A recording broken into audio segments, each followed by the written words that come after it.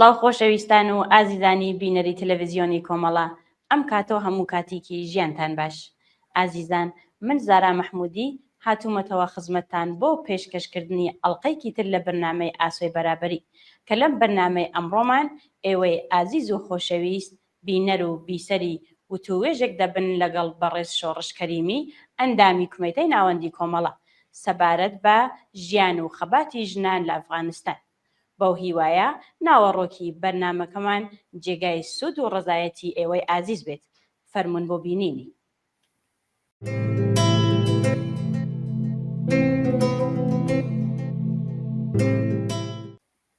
سڵاوت لێبێ هاوڕێ شۆڕش، بەخێر بێی.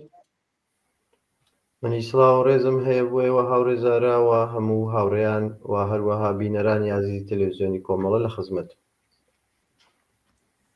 زۆر سپاس کاک شۆڕش کە بەشداریت لەم بەرنامەیەدا. هەر وەک ئاگادارن شەپۆلێکی تازەی سەرکوتی ژنان لە ئەفغانستان دەستی پێکردووە. بارودۆخی ژنان بەگشتی لە ژێر دەسەڵاتی ڕژیمی تالیباندا چۆنە؟ بە باوەڕی من وەزیەتێکی فاجعەبارە، یعنی کارەساتێک کارەساتەکەش ئینسان دەتوانێت تەنیا بە مەسەلەی ئاپارتایدی جنسیەتی دژی ژنان لەوێ پێناسەی بکات. مەسەلەکەەوە تەنیا مەحرومیەتێکی عادی فەرهەنگی یا شتایەکی لەو نۆعە حتا تەبعیزی ژنی ئاپارتایدێکی جنسیەتیە، یعنی ئینسان ئەگەر چاوی لێ بکە بە ئاسانی دەتوانێت نمودەکانی پەیدا بکە لێ بکۆڵێتەوە و ئیسباتی بکە کە ئەو ئاپارتایدا مەسەلەن لە عەرسەهای جۆرا و جۆری ژیانی ژناندا دەتوانێت بیبینێتەوە. مەسەلەن چاو لێ بکەن لە حکوومەتێکدا یان لە کۆمەڵگەیەکە کە دەنگی ژنان قسەکردنیان لە نێو خەڵکدا لە نێو خیاباندا لە کۆڕ و کۆمەڵەکاندا قەدەغە کراوە. بۆ ئەوەیە کە ژنان کولن لە فەزای عمومیدا حەسب بکرێن. ژنان وەکو حتا وەکو جنسی دوومیش چاویان لێ ناکرێت. ئینسانیەتیان لە ژنان سەردووەتەوە لە ناوە کۆمەڵگادا. چۆن دەکرێت لە قەرنی 21دا تەسەوری ئەوە بکەین کە قسەکردن دەنگی ژنان لە هەموو کۆڕ و کۆمەڵهای عمومیدا مەمنوع کراوە.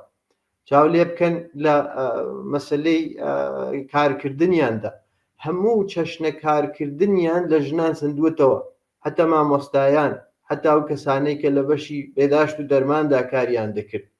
بۆچی؟ بۆی کە بتوانن هەمیشە ژنان محتاجی پیاوان بن، بۆی کەوەی اقتصادیە ماڵیان لێ بسێننەوە، بۆی کە حتا نەتوان معاشی خۆیان تەئمین بکەن، بۆی کە وابەستە بن بەو سیستمە پیاو سالارە. یعنی حتا لە بەشی تردا ئیجازەی هاتوچوویان لیان قەدەغە کردووە.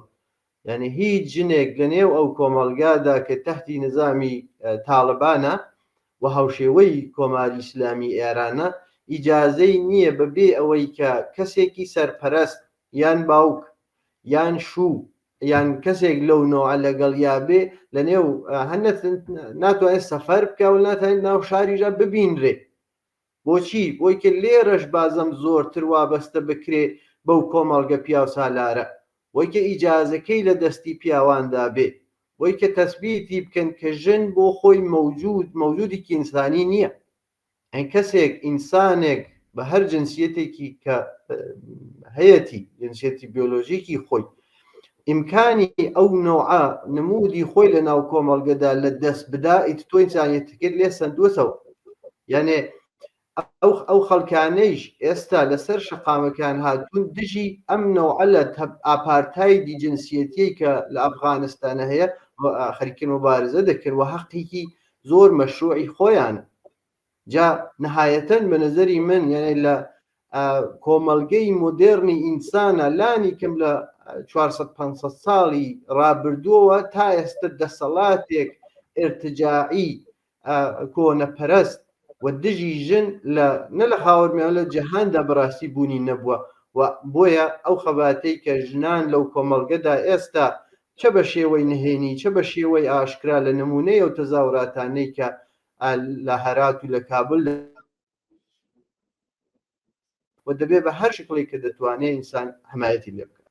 زۆر سپاس هاوڕێ شۆڕش. ئەوەی لەلایەن تالیبانەوە بەرامبەر بە ژنانی ئەو وڵاتە دەکرێت کە خوازیاری ئازادی و مافی یەکسانن لە کۆمەڵدا تەنیا کاردانەوە و خەسڵەتی نیزامێکی کۆنەپەرست و پیاوسالارە یان بابەتەکە لەوە قوڵترە. بڕوای من زۆر سیستمە یان چوارچێوەی فکری لیبرالی هەوڵ دەدا کە فقط ڕەبتی بداتەوە بە مەسەلەی پیاوسالاری. بەڵام ئەگەر تۆزێک زۆر قوڵتر بۆی بڕوانین ئینسان دەتوانێت منطقی هەم پیاوسالاری هەم مەذهب و هەم نەخش سەرمایەداری جەهانی تێدا ببینێ.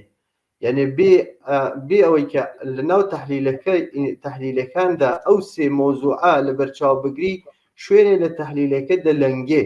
مەسەلەن تۆ نەخشی سەرمایەداری جەهانی لەناو مەسەلەی تەبعیزی ژنان و ئاپارتایدی جنسیەتی کە لە ئەفغانستانە هەیە نادیدە بگری بەشێک لە تەحلیلەکە دەلەنگێ چۆن دەکرێت جواب بەوە بدرێتەوە کە مەسەلەن تالبان لە نێو کتێبی قڕونی وستا و نازانم قورئانەوە دەرنەهاتوون. ئەمانە بە تەوەسوتی گروههای سازمانهای جاسووسی ئەمریکا و پاکستان و تەوەسوتی دولارە نەفتیەکانی عەرەبستان ئەمانە ساز کراوە. بۆچی؟ بۆی کە دژ بە ئەو لەو کاتەدا کە دکتورینێک بوو بە ناوی کەمەربەندی سەوز دژ بە شەوڕەوی و هێزی چەپ لە مەنتەقەکەدا ئەمانە بتوانن لەم هێزە بە شدەت پیاوسالار و ئەفراتیانە ئیستفادە بکەن بۆی کە بتوانن بەر بە پێشڕەوی بزوتنەوەی چەپ و یا دەوڵەتی شەوڕەوی لە خاکی ئەفغانستانە بگرن. ملیاردها دولار هەزینە سەرفی ئەمانە کراوە. ئەوە حتا لەو دەورانەی کە مەسەلەن لە مەدرسەکانیاندا کتێبەکانیان بۆ چاپ دەکردن و تەوەسوتی سازمانهای جاسووسی پاکستان ئەمانە بە نێوی مەدارسی مەذهبی دەکرا بە مێشکی ئەو کەسانەوە هەموو بوجێکەی لە عەرەبستان و لە ئەمریکاوە دەهات. جا بۆیە حتا مەسلەی دواییەکەی هاتنە سەر دەسەڵاتی تالبان دەوڵەتی پێشووی دوای 20 ساڵ شەڕ هەم ناتۆ هەم ئەمریکا هەم وڵاتانی غەربی بەو نەتیجە گەشتن کە ئەو حکوومەتەی ئەشرەف غەنی حکوومەتێکی فاسدە و ناتوانن هەزینەکانی منزورەکەی منطقی سوودەکەی لێرە کە لەو کاتنیان دەتوانی تەمینی بکەن. تەمینی بکەن حکوومەت 20 ساڵ شەڕیان کردبوو هەزینەیەکی زۆریان لەو منتەقەدا خەرج کردبوو لەلایەکی ترەوە دەوڵەتێکی ئەلیتێکی بۆروکراتی فاسدیان هابردووە سەر کار کە نەیان دەتوانی جوابگوی ئەو هەزینانەی ئەو حکوومەتە فاسدە بن.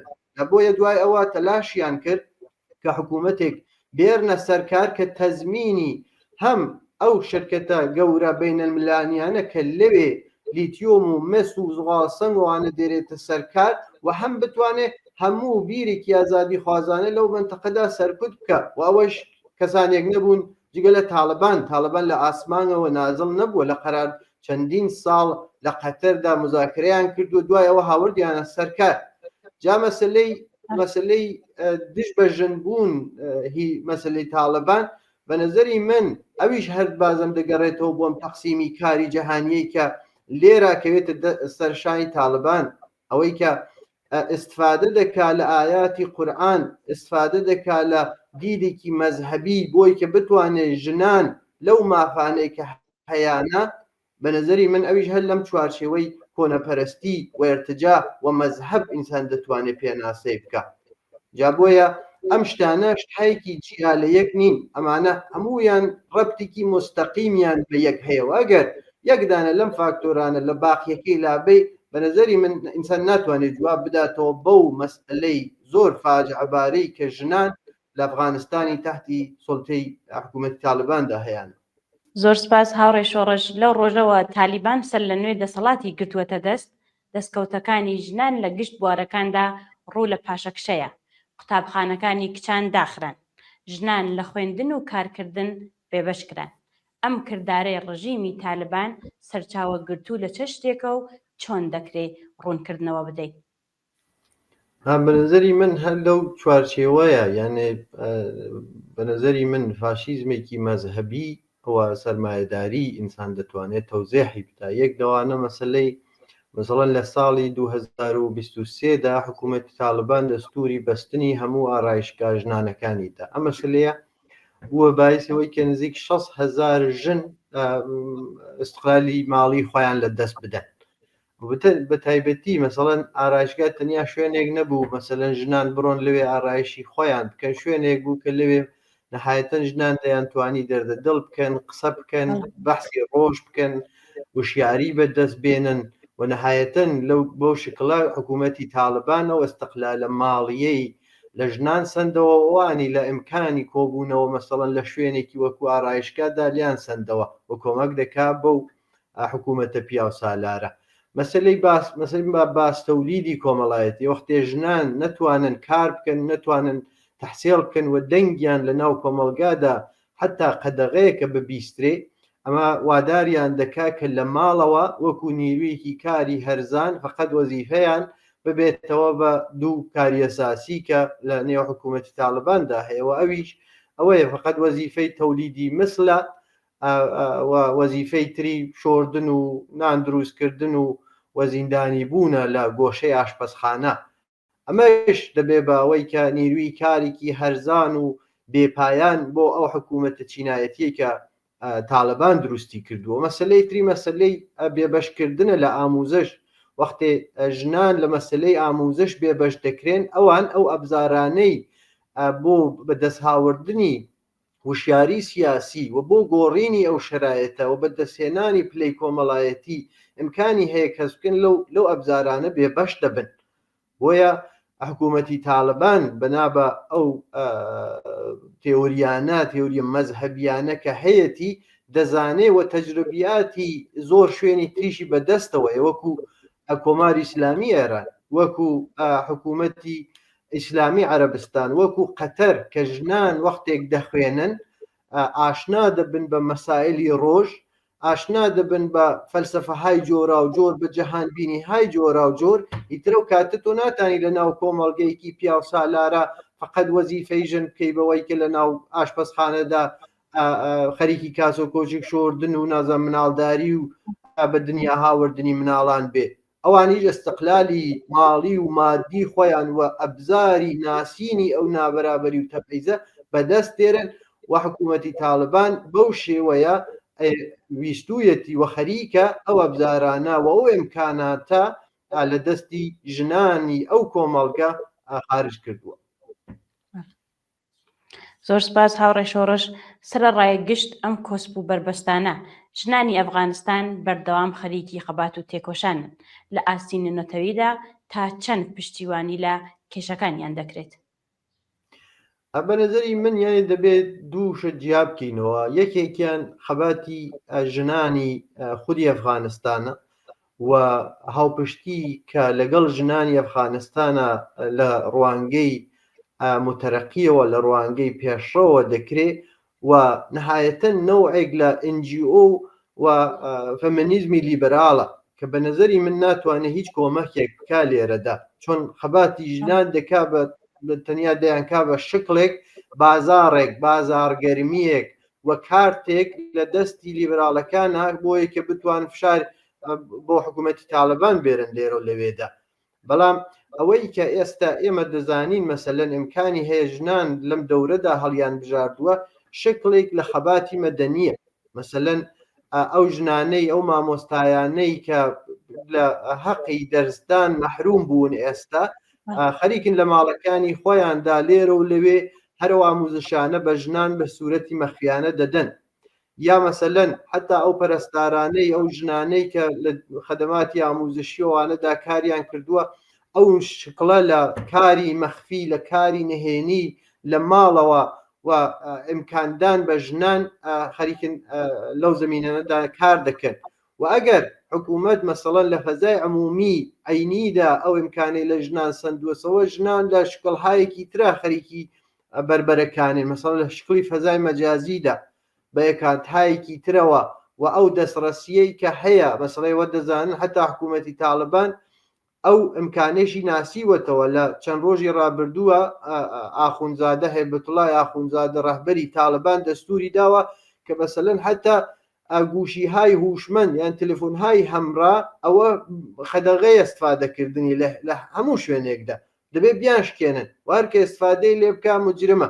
ئەوەش بازم یعنی ئەو ئیمکانەش گەرەکیان لە دەستیان بچێت چۆن دەزانن ژنان لەو تەریقانەوە سەرفی ئاگاهی خۆیان دەبەنە سەرەوە و لە دنیای ئەمڕۆدا لازم نییە حتممە مامۆستایەکت ببێ لە یوتیوبدا لە کاناڵهای جۆرا و جۆرا لە وێبسایتهای مختلفدا ئینسان دەتوانێت دانشی کافی بۆ شتانەی کە پێویستیەتی دەست پێیا بکە و ژنان ئەو ئیمکاناتیان ناسیوە خەریکن لەو زەمینەدا کار دەکەن و لە ڕۆژانی ڕابردووشدا دیمان یانێ حکوومەتێکی وەکو تاالبان یا وەکو حکوومەتی تاالبان لە دنیای ئەمڕۆدا ناتوانێت لە مقابلی ئەو تەناقضاتی لە مقابلی ئەو مافانە لە مقابلی ئەو حقوقەی کە ژنان هەیەی تا سەر مقاومەت بکە یعنی ناکرێت تۆ ژنان لە ئێمە نین لە 1500 ساڵ لەمەوبەرەوە کە تازە ئیسلام سەری هەڵداوە کە ژنان قانع بن بەو بێحقوقی بەو تەبعیزەی کە بە دژیان دەکرێت ژنان ئیمکانی ڕوانینیان بە دنیا هەیە دانشیان هەیە تەجروبەی لانی کەم 200 ساڵ خەباتی ژنان دژی پیاوسالاری دژی مەزهەب و دژی سیستمی سەرمایەداریان هەیە لەوانەیە استفادە دەکەن و حتا ئینسان دەتوانێت زۆر دڵخۆش بێ مەسەڵەن ژنانی ئەفغانستان شعارەکانیان هەم ژنجیان ئازادیە هەم نان کار ئازادی و هەم تەحسیل ئازادی کارە یعنی واقعەن ئینسان دەتوانێت وشیاری ئەو ژنانە سەفی خەباتی ئەو ژنانە و نەتەنیا ژنان و پیاوانێکی کە ئازادی خوازن لە کناری ئەوانەدا ببین. زۆر سپاس هاوڕێ شۆڕش بۆ ڕوونکردنەوەکەت. هاوڕێ شۆڕش بزوتنەوەی ژنان لە ئەفغانستان تا چەند لەژێر کاریگەری بزوتنەوەی ژینادایە لە ئێران و ئیلهامی لە شێوازی خەبات و دروشمەکانی وەرگرتووە؟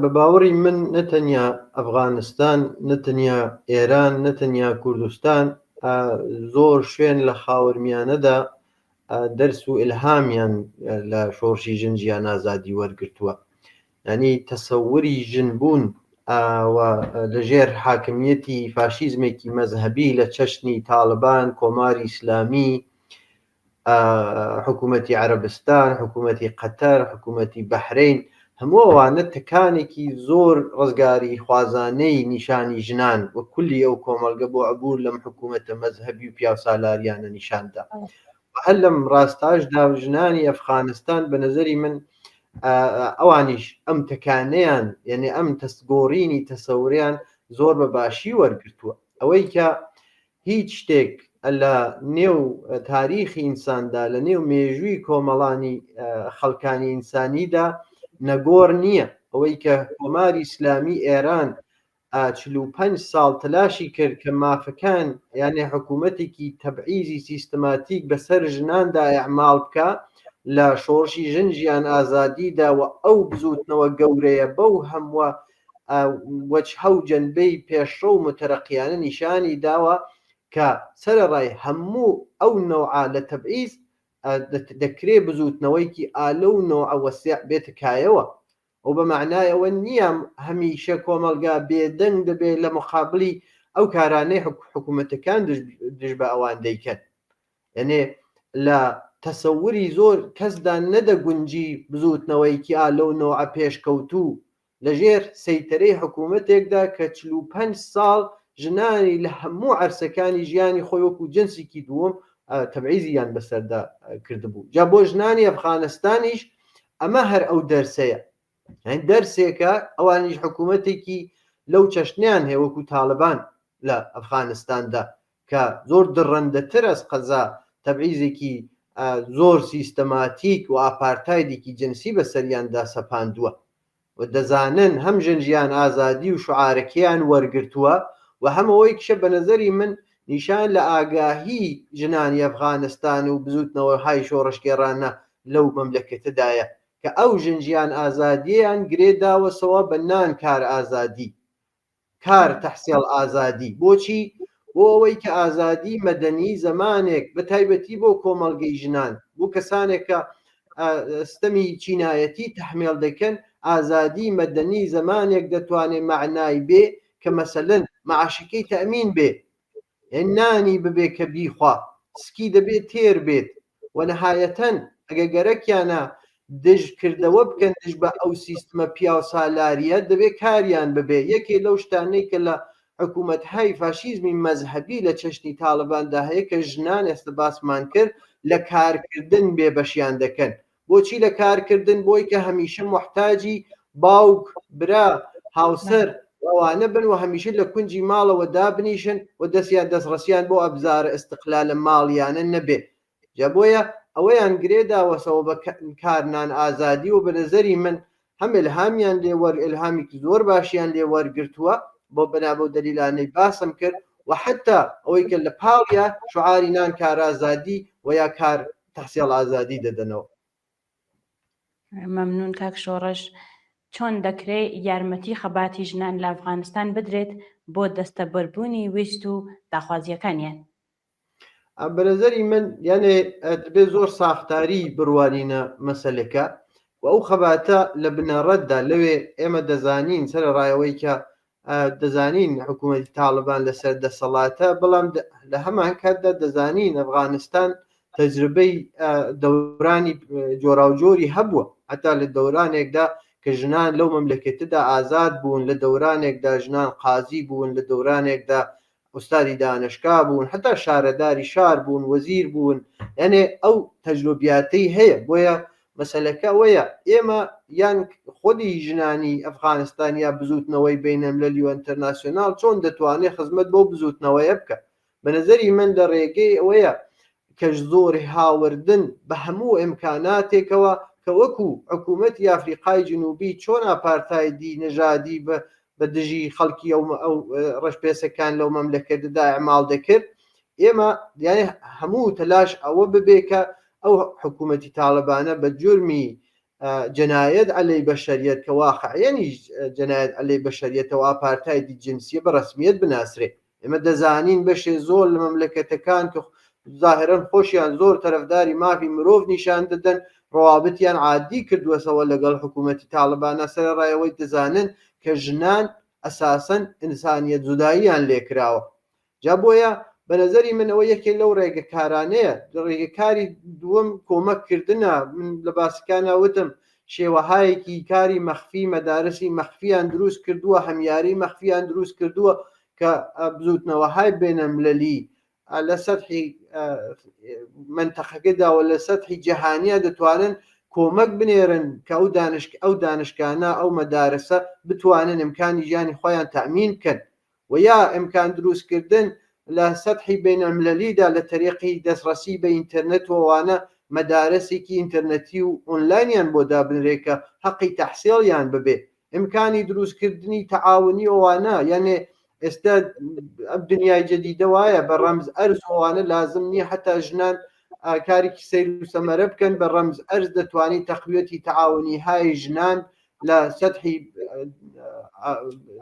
دێهاتەکانە لە سەطحی شارەکانە بۆ دروستکردنی شوێنهایەکە کە بتوانن معاشی و ژیان و کاری خۆیان تەأمین بکەن و لە عینی حاڵە گرێدانی مبارزەکانە بە یەکترەوە. ئێمە دەزانین بەشێ باسم کرد بەشێ زۆر لە ژیانی خەڵکی ئەو ناوچەیە بە یەکەوە گرێ دراوە. ئەگەر لە هەر کام لەو مەملەکەتانەدا بزوتنەوەیکی پێشکەوتوو بێتە سەرکار، خەڵکانی تر چاوی لێ دەکەن، دەرسەکانی لێ فێر دەبن و حتا هەوڵ دەدەن زعفەکانی جوبرانەوە بکەنەوە. بۆیە ئەو مبارزاتی چە لە کوردستان چە لە ئێران چە لە ئەفغانستان دژی ئەو حکوومەتە فاشیستە مەزهەبیانە هەمووی گرێوداوی یەکترینە و دەبێ هاوپشتیوانی یەکتر بن. کاک شۆڕش من پرسیارێکم نەماوە، ئەگەر دەتانەوێت لە کۆتاییدا ئاماژە بە شتێکی نەوتراو بکەن فەرموون. نامنی زۆر زۆر سپاسی ئەوە دەکەم و بژین. زۆر سپاس بۆ بەشداری دەم بەرنامەیە. بەڵێ عزیزان و خۆشەویستانی بینەر بەم شێوەیە هاتینە کۆتایی بەرنامەیەم ڕۆژمان تا بەیەگەیشتنەوەیەکی تر ماڵەوە.